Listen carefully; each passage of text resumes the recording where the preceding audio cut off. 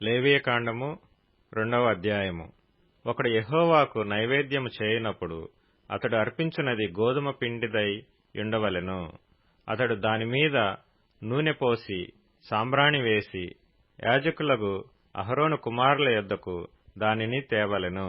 అందులో నుండి యాజకుడు తన చేరతో చేరెడు నూనెయు చేరెడు గోదుమ పిండియు దాని సాంబ్రాణి అంతయు తీసుకొని యెహోవాకు ఇంపైన సువాసన గల హోమముగా బలిపీఠం మీద అందులో ఒక భాగమును జ్ఞాపకార్థముగా దహింపవలెను.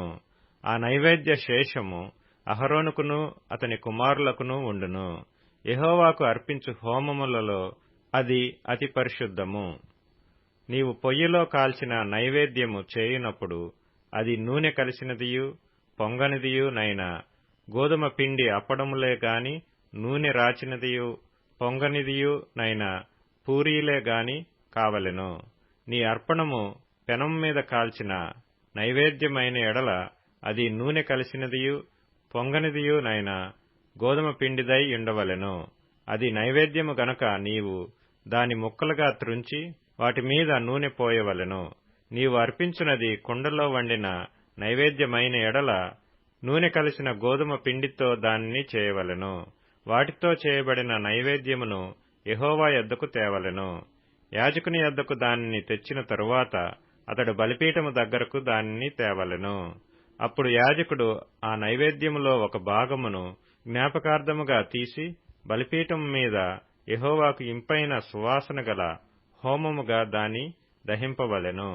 ఆ నైవేద్య శేషము అహరోనుకును అతని కుమారులకును చెందును. యెహోవాకు అర్పించు హోమములలో అది అతి పరిశుద్ధము. మీరు యెహోవాకు చేయు నైవేద్యమంతయు పులిసి పొంగిన దానితో చేయకూడదు. ఎలయనగా పులిసినదైనను తేనె అయినను యెహోవాకు హోమముగా దహింపవలదు.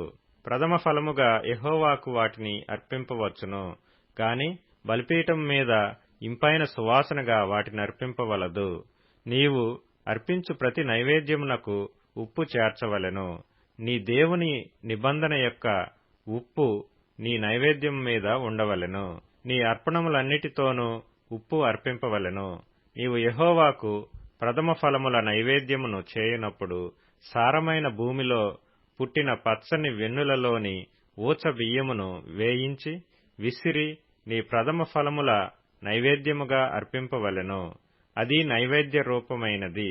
నీవు దానిమీద నూనె పోసి దానిపైని సాంబ్రాణి వేయవలెను. అందులో జ్ఞాపకార్థమైన భాగమును అనగా విసిరిన ధాన్యము